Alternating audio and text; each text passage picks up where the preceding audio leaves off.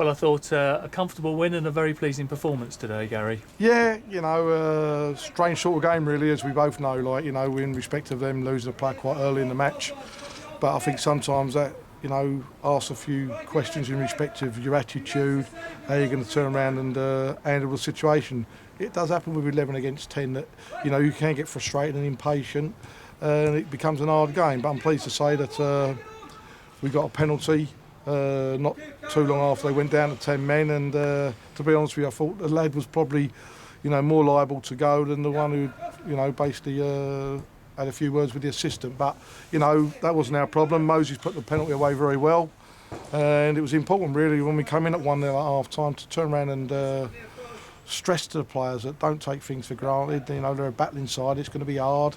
And hopefully our patience and looking after the ball and stretching it as long as we could in the match in respect of width-wise, we could make them tired. And Elvis took his goal very, very well. Out of nothing, went past a couple of players, good left foot shot. And I felt that at 2-0 then you could see really that we went up another 10% and able to get some substitutes on there. And the lad Dobson's come on, who's a new signing, who's come to the club. And it was encouraging really to see him, do a little bit of trickery and hit the crossbar. And, as I say, it just adds a little bit more competition where he can play in a wide area and up front as well. It just gives you a little bit more competition in respect to going forward between now and the end of the season.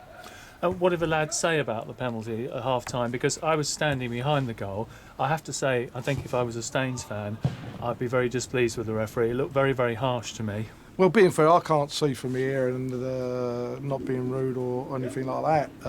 All I can say is if he give the penalty, I was very surprised that he never took no more action. That's all I can say.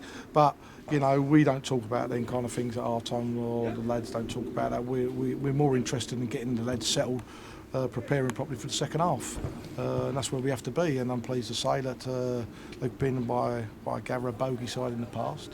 But I thought that we come in at the end of 90 minutes, thoroughly deserving the 2-0 win.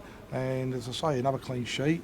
It's 4 clean sheets in the last 4 league games. It's 12 out of 12, and we're just going there to Maidenhead on Tuesday.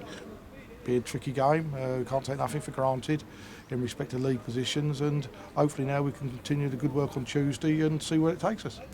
And I thought another very good performance today in midfield from Jay Davis, and certainly talking to some of the fans around me, what they found particularly encouraging was that today we looked as though we wanted to pass it on the ground. Our midfield players were coming short, taking it off our back four and looking to play it forward, looking to find players in space, thread little balls through, and it was attractive to watch. Well, I hope so, and I appreciate the compliments. That at the end of the day, Jay Davis is a very good player, and Kieran Murtaugh's a very good player. But saying that, there is a lot of good players in the squad here, and I think that over probably the last game against Bishop Stortford and again today in stages, that you see that we are trying to play a lot more football, getting people on the ball, and you've got creative players like Jay Davis and Kieran Murtaugh who, without doubt, at this level, they're mobile and they get hold of things and they want it and they take the responsibility on the ball. So, but saying that, the skipper there, Mark Ricketts, he becomes a good screen for those players. And, there's still room for improvement in the team, and it will be improved. And I mean, with the players what we've got, and if there's an opportunity for a player to come in who's, available to us, who can strengthen the squad, we go there and have a word. But it's always been the case, though, since we come here, is try and get the boys organised. And, Steve Thompson's done a great job with the lads in every way. But, we're trying as much as we can to get Jay and Kieran on the ball. If Jay and Kieran are on the ball in this level, we're going to be an hard team to beat.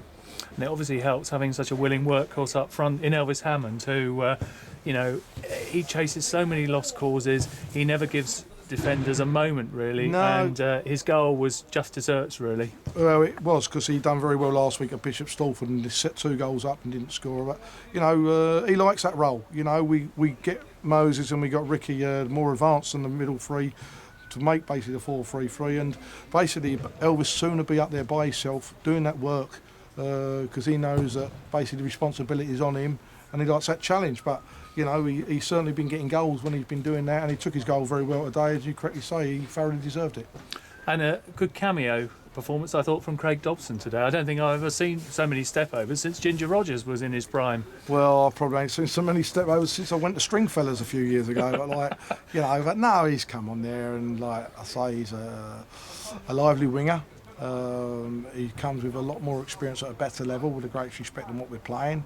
You know, he's been at Stevenage and got sold to MK Dons, and he's been at Barnet.